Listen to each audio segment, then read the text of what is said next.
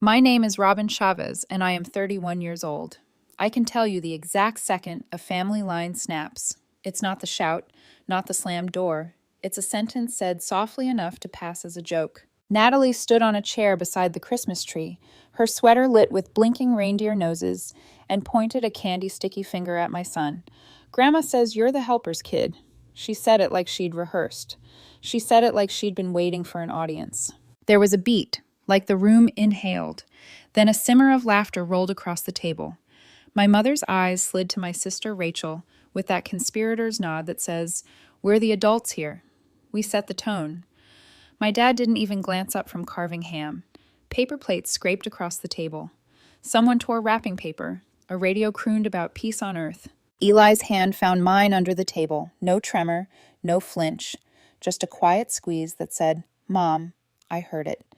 9 years old and already fluent in the language of swallowing hurt. I could have done the expected.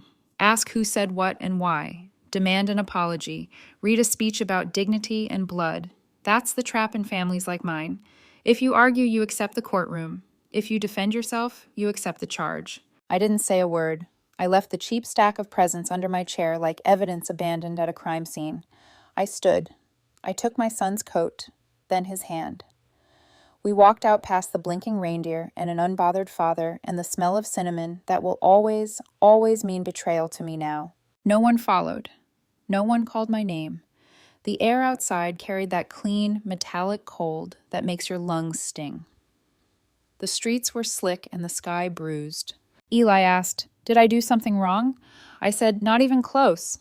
I said, "We're going to someone who loves us." Ashbury was 2 hours of dark highway away, the kind of town where porches still have wind chimes and neighbors still wave from mailboxes. My grandmother's house glowed like a small lighthouse on a street that had already shut its eyes for the night. Frank, her second husband, forever in flannel, opened the door with a gingerbread man in one hand and a beer in the other. He took one look at me and called over his shoulder, "We got a situation." Then he winked at Eli. "You like cocoa? We got the illegal kind. Double marshmallows." Grandma hit the hallway barefoot, silver hair yanked into a no-nonsense clip, the scent of her lavender lotion like a portal to a childhood that felt almost true. She didn't ask questions. She folded me into her like I was still small. I cried into her shoulder in the narrow hall under the family photos, the ones where I'm smiling with my mouth, not my eyes. When I could speak, I told her everything. The sentence, the laughter, the way Mom's lips barely hid a smile, the way Dad's knife never paused, the way Rachel let her daughter say the thing out loud that they'd been whispering for years, that my child was convenient, that my grief was performative, that my needs were a faucet they could open with a group text. Grandma listened with her whole face, eyebrows high, chin set. Then she said, "Wait here," and vanished down the hall. I figured she was going for tissues or a story about the winter of '68. Instead, she came back with a thick white envelope and a small decisive gravity. "That's yours," she said, dropping it on the coffee table. "Open it. Frank, take Eli to the kitchen." Eli's laughter floated back a minute later, something about marshmallow taxes. I slit the envelope. A deed slid out. 2-bedroom condo. 10 minutes from Eli's school. Mortgage? None. A brass key was taped to the back page under a sticky note in her loopy hand. "You've earned this 100 times over." The room tilted. I said nothing because tears change the weather inside a room, and I didn't want to spook this miracle. Grandma sat beside me like a general sitting with her best soldier. She picked up her phone, found a contact, then pressed speaker. "Jean," she said when my mother answered, her voice calm as a judge. "You and Rachel are cut off. You too, Mark." It told me everything that she named my father like another child. "Not another dime. I heard what you let Natalie say to Robin. I know exactly how much you've squeezed out of her since Aaron died. That ends tonight. Find someone else to pay your bills." A click. My mother didn't argue. Of course she didn't. People who think you're furniture don't argue with tables. When the table gets up and walks out, they just blink. Later, while I tucked Eli into the guest room under a quilt Grandma swore had healing powers, my phone buzzed. A text from Dad. "Make sure you send the utility payment tomorrow." Like I was a department to file requests with. I stared at the screen until my reflection steadied. I typed, "You will get what you deserve." Sent. blocked. Frank insisted on steak because apparently steak makes a plan sit right. Grandma poured wine with a flourish that would embarrass sommeliers.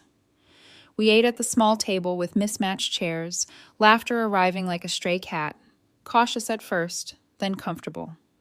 For the first time in months, I didn't feel the knot behind my ribs.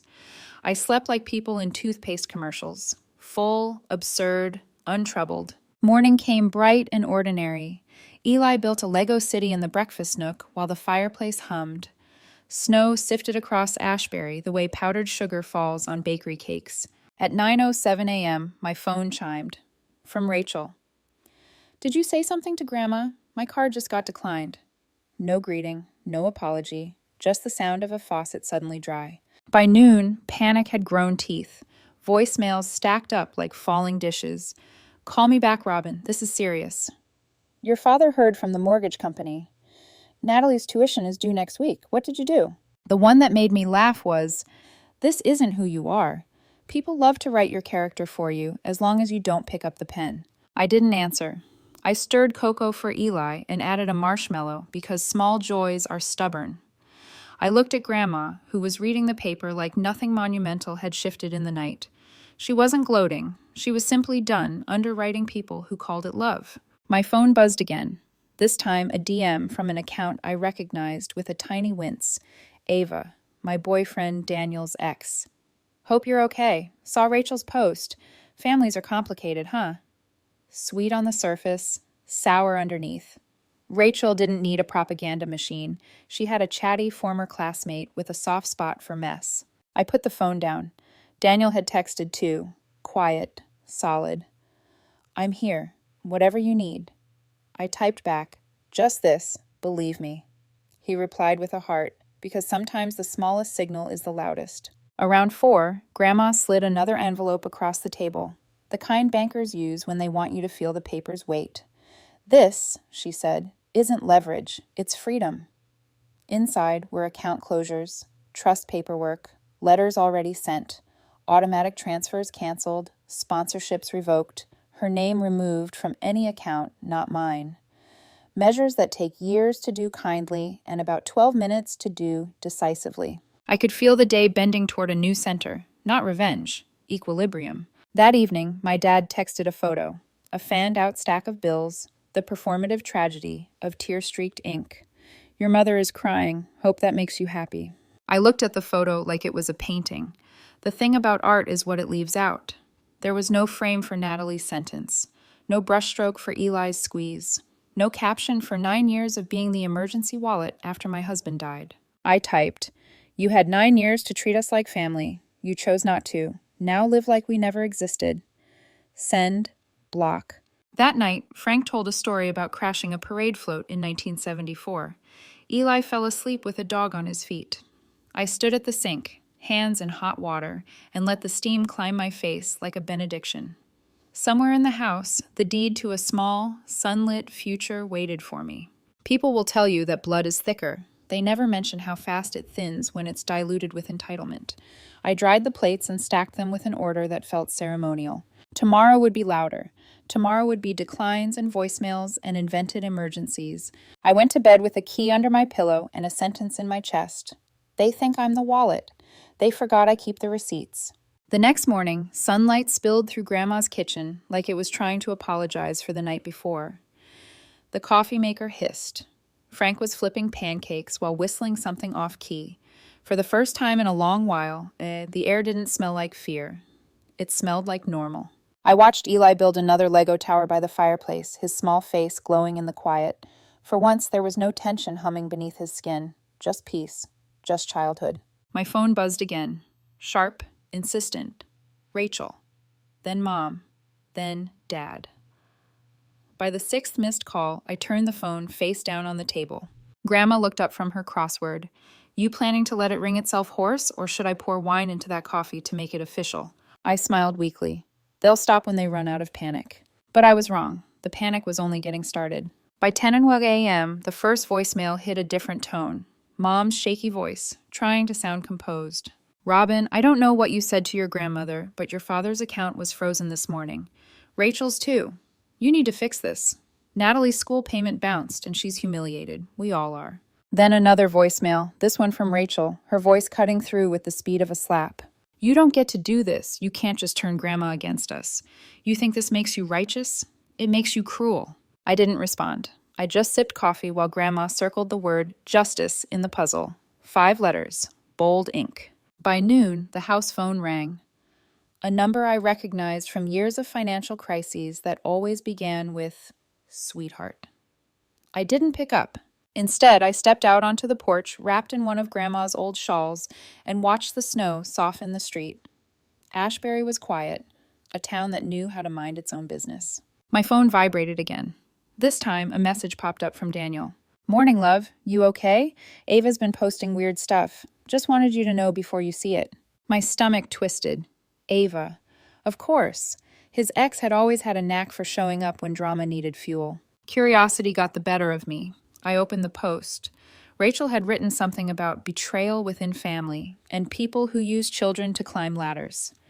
And right below it, Ava had commented, wow, some people really show their true colors when money's involved. Glad you're seeing it. That hit deeper than I wanted to admit. Not because it was true, but because it was familiar, the tone of women who pretend concern while lighting the match. I locked my phone and stepped back inside. Grandma didn't need to ask. One look at my face and she sighed. Ah, she said, the internet, where everyone's a saint and nobody does dishes. I laughed, half relief, half ache. Frank raised his coffee mug like a toast. Let 'em talk, kid. Gossip dies quicker than truth learns to walk. Around 2 p.m., the doorbell rang. A courier stood there, red-faced from the cold, holding a small padded envelope. For you, he said, no sender listed. Inside was a printed photo. Me and Eli at Christmas years ago, smiling under the same tree that now felt haunted. On the back, in my mother's handwriting, don't forget who fed you. I could feel my jaw tighten. The cruelty was so casual, so domestic. Grandma took one look at the photo, tore it in half, and tossed it into the fireplace. Feeding you doesn't mean they own your appetite, she said. That night I tried to sleep, but my mind replayed the past decade like a bad documentary. Every bill I'd paid, every favor I'd extended, every time they'd called me our responsible one, like it was both praise and punishment. And then I remembered something Grandma said years ago, the night after Aaron's funeral. They won't let you grieve if your grief costs them comfort. Back then, I thought she was exaggerating. Now I knew she'd just been early. The next day brought a new escalation. At work, I got a message from HR. Hi, Robin. Your mother called, said you've been having a breakdown and might need leave. We know it's probably nothing, but I wanted to give you a heads up. The kindness in the woman's tone only made my hands shake harder. They weren't just attacking my peace anymore. They were coming for my reputation. I texted Grandma, she said. They called my job. Her reply came within seconds. Good. Means they're desperate. We're almost at the end game, sweetheart. By evening, another blow. A call from Eli's school. The front desk clerk's voice nervous. Ms. Chavez, a woman named Rachel tried to pick up Eli today, said she had permission from you. My heart stopped. They'd tried to take my son. Did she have ID? I asked, already grabbing my coat. No, and the moment we called to verify, she left. I thanked them, hung up, and drove straight there. Eli was sitting in the counselor's office, coloring. When he saw me, he smiled and said, they said she wanted to take me somewhere fun. Something broke inside me then. A clean, cold snap. The kind of silence that comes right before a storm. That night, I filed a report with the district and added Grandma as the only alternate contact. When Eli asked if Rachel was mad at us, I said, maybe, but that's her problem. He looked at me and asked, are they mad because you told the truth? And I swear I felt something inside me settle, like a piece finally sliding into place. Yes, I said softly, that's exactly why. Later, Grandma and Frank sat with me at the kitchen table. The clock ticked softly, and the fire crackled. Grandma poured herself a small glass of brandy. You ready for what comes next? She asked. I nodded. More lies, more noise. Maybe, she said, but now you've got something they never will. What's that? Peace that doesn't come with a bill. Before bed, I checked my email one last time. A message from the electric company. Unauthorized address change request, flagged as potential fraud. They'd tried again. They were getting sloppy. I stared at the email, the edges of my mouth curling into something between disbelief and resolve. They still thought I'd cave. They still thought I was the same daughter who would fix things quietly and never ask for receipts. Not anymore. As I turned off the lights, Grandma called from the hallway. Don't lose sleep over people who only wake up when you stop paying their alarm clock. I smiled in the dark. Tomorrow they'd learn that silence wasn't surrender. It was strategy. 3 mornings later, I opened my curtains and froze. A white sedan sat across the street. Engine off, windows tinted, unmoving. At first, I thought it was a neighbor's guest. But 3 hours later, when Eli and I returned from the grocery store, it was still there. Same angle, same driver. He pretended to scroll his phone, but his eyes flicked up whenever I stepped outside. I didn't panic. I just texted Grandma, if someone's watching the house. She didn't reply with words. 2 minutes later, Frank's pickup pulled into the driveway, gravel spitting under the tires. He walked up to the car like he'd been waiting his whole life for this kind of confrontation. Hand on the roof, voice low and steady. No yelling, no drama. The sedan rolled away a minute later. When Frank came back, he shut the door gently behind him. They're getting bolder, he said, but they're still cowards. Grandma didn't look up from her knitting. Good, she muttered. Let them waste their gas. That night, while Eli slept, I finally opened the file box Grandma had given me earlier in the week, the one she said held family records. Inside were decades of papers, bank statements, PayPal transfers, old bills. Each one told the same story. My parents had been living off her generosity for years. Trips, tuition, repairs, all under the umbrella of emergencies. But the deeper I dug, the more personal it got. In one envelope labeled 2009 to 2014, I found my own name, tax documents filed years after Aaron's death. They had claimed me as a dependent for 3 consecutive years. And worse, a credit card opened in my name in 2011, maxed out, never paid, still active on my record. I sat there with the papers spread across the dining table, my pulse in my ears. They hadn't just used me, they'd built their lifestyle on my grief. When Grandma saw my face, she set her knitting down slowly. You found it, she said, like she'd been expecting this moment. I nodded, speechless. She poured me a glass of water, though it looked like she wanted to make it whiskey. I warned your mother once, she said quietly. Told her that if she turned her children into ATMs, she'd die rich in things that don't matter, and poor in everything that does. She reached for her phone. I'll call Ed. He's still practicing law, and he owes me. Within an hour, she'd arranged a meeting with a lawyer she knew from church. Soft-spoken, but ruthless. The next few days were a blur of paperwork. Fraud reports, certified letters, legal notifications. We didn't announce anything. We didn't threaten. We just moved in silence. Quiet steps that crush everything in their path once they start moving. Daniel came by one evening after work, carrying takeout and concern in equal measure. He didn't try to fix it. He just sat beside me while I highlighted dates and signed forms. This isn't fair, he said softly. Fair's a bedtime story, I replied. I just want it to stop. He reached for my hand. Then let's finish the story right. 2 nights later, my phone buzzed with an unfamiliar number. It was Rachel's husband, Tom. A man who rarely spoke unless it benefited Rachel's image. His voice cracked like dry wood. Robin, please. Rachel's falling apart. She's drinking again. Your mom's blaming her for losing the money. I don't know what to do. You could start by telling the truth, I said. He exhaled shakily. She wants to take Natalie and disappear. Says she can't live with the shame. Then help your daughter, I said. But don't call me for sympathy now. You had years to speak up. There was a long pause before he whispered, I'm sorry, and hung up. The following morning, another text came in. This one from my former landlord. Hey, Robin, just wanted to check. Your mom called asking for rent receipts from 2019. Said she needed them for a loan application. Should I send them? I nearly laughed. Even now, they were still reaching into my past, trying to use scraps of my life as currency. No, I replied. Block her number, please. He texted back a thumbs up. I could almost hear the sigh behind it. That evening, Grandma called me into the living room. On the coffee table sat a small brass key. For storage? I asked. She smiled. That half smirk she got when she was about to change my life again. Cabin, she said.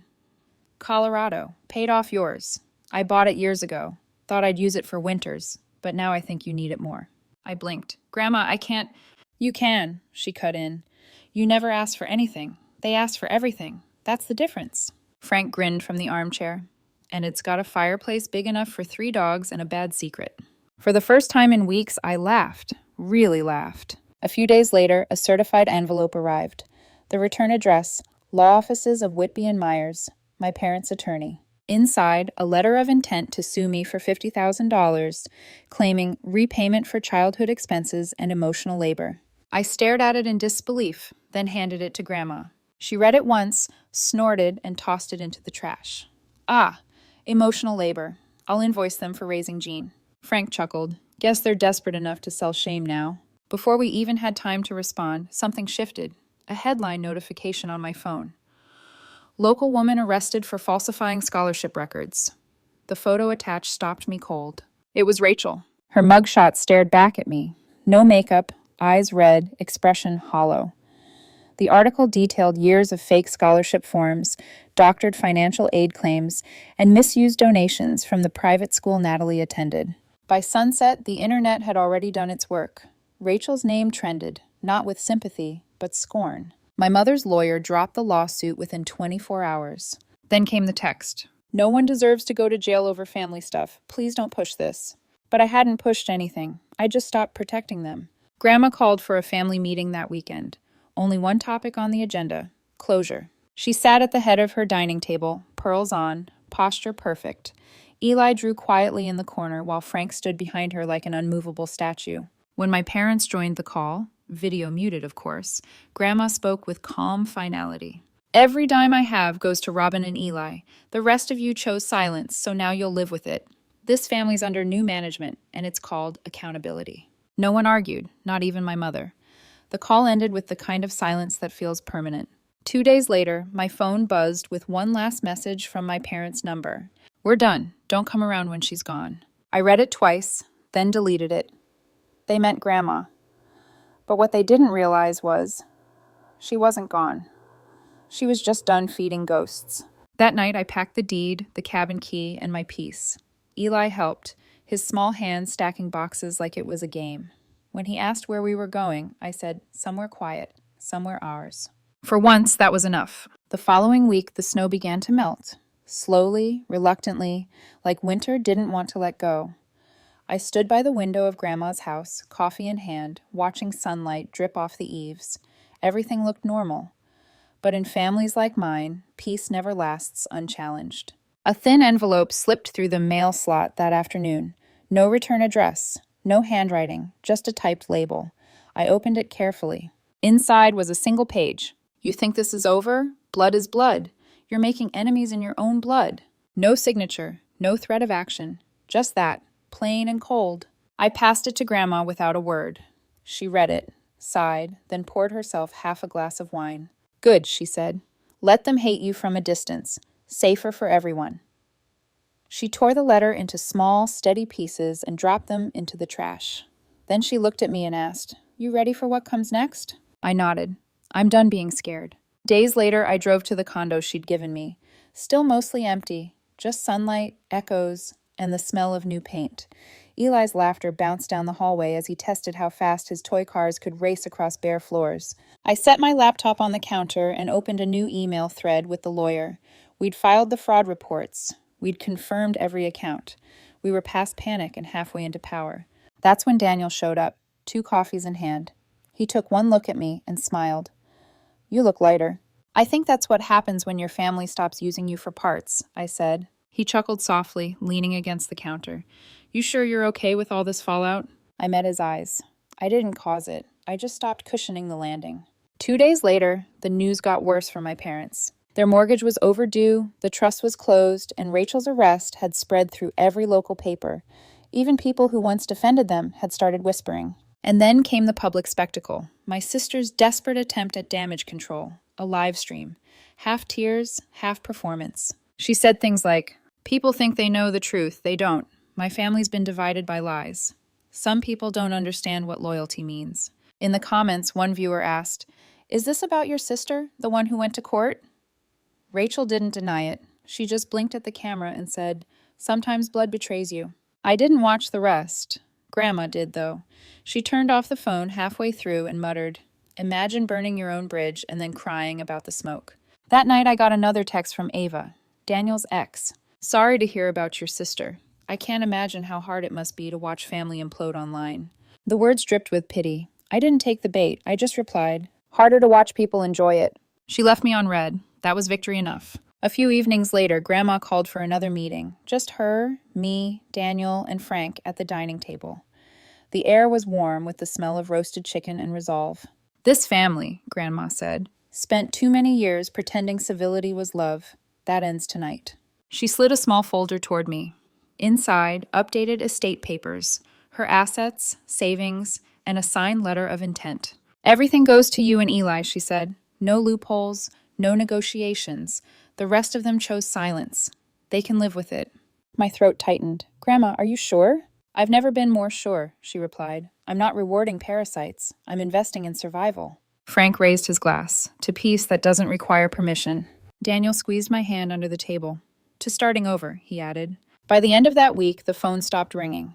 For the first time in months, no voicemails, no apologies wrapped in manipulation, just stillness. But quiet doesn't always mean safety. On Saturday, Grandma's neighbor spotted my dad in town, standing outside the local credit union, trying to reopen one of the joint accounts she'd closed. The bank refused. He stormed out. By Sunday, Rachel's husband filed for separation. Word spread fast. People who once attended their parties stopped returning calls. That Monday morning, a final text arrived from my parents. "We're done. You wanted this. Don't come around when she's gone." I didn't reply. There was nothing left to say. Instead, I packed a few bags, Eli's drawings, and Grandma's favorite quilt. Frank loaded the truck. Grandma hugged me for a long time. "You did it, Robin," she whispered. "You broke the cycle." "I didn't mean to," I said. "I just wanted peace." "That's exactly how you break it." The cabin in Colorado was even more beautiful than I expected. Tall windows, snow-covered pines, silence that felt earned. Eli ran from room to room shouting, "This one's mine!" before claiming the biggest corner for his Legos. I stood by the fireplace, holding the brass key, and felt something I hadn't in years, freedom without guilt. Daniel arrived a week later, helping with furniture and groceries. He looked around and said, "It feels like home already." "It is," I said. "Finally." That night, Eli fell asleep by the fire while Frank told stories over speakerphone, and Grandma laughed from miles away. For the first time in years, I didn't feel watched, judged, or owed, just safe. But peace doesn't erase the past. It just turns it into a mirror. And as I looked at the glow of the fire reflected in the cabin window, I saw what Grandma meant all along. You don't have to win against people like that. You just have to stop losing yourself to them. I closed my eyes and whispered to the flames, "Let them talk. Let them twist it. We survived." Eli murmured in his sleep, "Are we home now?" I smiled. "Yeah, baby, we're finally home." 3 weeks passed before I realized I hadn't heard my phone buzz once. No voicemails, no guilt texts, no sudden emergencies disguised as love. Silence had become the new soundtrack of my life, and it was beautiful. The mornings at the cabin were slow and soft. I'd wake up to the smell of pine and the sound of Eli giggling at cartoons in the next room. The air was so still that I could hear the crackle of the fireplace from the kitchen. For the first time since Aaron died, peace didn't feel like a borrowed thing. It felt earned. One morning, while sorting through some old mail, I found another envelope with no return address. My hands hesitated before opening it. Inside was a photo, me at Grandma's house, taken from outside the window, sometime before we moved. On the back, typed in bold letters, "You always thought you were stronger than you are." I stared at it for a long time. Then I tore it into 4 even pieces and dropped them into the fireplace. The flames curled around the edges, turning accusation into ash. Because whoever sent it, my mother, Rachel, or some distant relative trying to keep their toxicity alive, had already lost the only power they ever had, my attention. Later that day, I took Eli out to the porch. The sun was setting, painting the mountains in gold. He sat next to me, sipping cocoa and swinging his legs off the edge. "Mom," he asked, "are Grandma and Frank coming soon?" "Maybe next month," I said. "Grandma's finishing her book club. Frank's teaching someone how to fix an engine without blowing up the garage." Eli giggled. "Do you miss them?" "Every day," I said. "But sometimes missing people who love you is better than being surrounded by people who don't." He nodded like he understood more than a 9-year-old should. The next morning, I got an email from the university. Congratulations, Ms. Chavez. We're pleased to offer you a full scholarship for the engineering renewal program. I read it twice before it sank in. It wasn't just acceptance, it was a new chapter, a chance to rebuild a life that was mine and mine alone. When I told Grandma over the phone, she laughed and said, "Took them long enough to notice your brain." Frank shouted from the background, "Tell her to negotiate a free parking pass, too." Eli ran into the room, eyes wide. "You're going back to school?" I nodded. "Yep, gonna be the smartest person in the building." He grinned. "You already are." That night, I sat by the fire with a mug of tea, scrolling through old photos I'd saved before cutting ties. Birthdays, vacations, family dinners. Every picture was framed in the illusion of warmth, smiles that hid power plays, hugs that came with invoices. But mixed in were newer photos. Eli with Grandma and Frank, laughing under a Christmas tree made of wood carvings. Daniel teaching Eli how to throw snowballs. Me standing on the cabin porch, hair messy, eyes steady. The contrast was startling. One world was performance, the other was peace. Around midnight, my phone pinged again, an unfamiliar email address. "You'll regret this. Family isn't replaceable." No name, no signature, just the same poison, recycled. I smiled, hit delete, and whispered, "Yes, it is. Sometimes it's better." Because family isn't about who shares your blood. It's about who shows up when your heart's bleeding. And the people who stayed, they didn't demand pieces of me to prove their love. They gave me space to heal. A week later, we drove down to Ashbury for a visit. Grandma met us at the door, arms open, eyes shining. She looked stronger than ever, her energy sharp, her laughter defiant. "You look rested," she said. "I am," I replied. "I stopped carrying people who refuse to walk." Frank clapped me on the shoulder. "Told ya. Steak and boundaries fix everything." We all laughed. That evening, we had dinner under the same string lights that once hung limp with tension. Now they shimmered against laughter instead of lies. Grandma raised her glass. To survival, to freedom, and to the day Robin realized peace isn't weakness, it's the prize. We clinked glasses, and for a moment, I felt the kind of calm that used to only exist in my imagination. Eli leaned over and whispered, "Mom, does this mean we're finally happy?" I smiled, brushing his hair back. "Not just happy," I said. "We're free." When we got back to the cabin that night, I stood outside for a long time. The stars were bright, scattered across the dark like someone had spilled light just for us. Grandma's words echoed in my mind. "The stars are yours now," I whispered back to the night.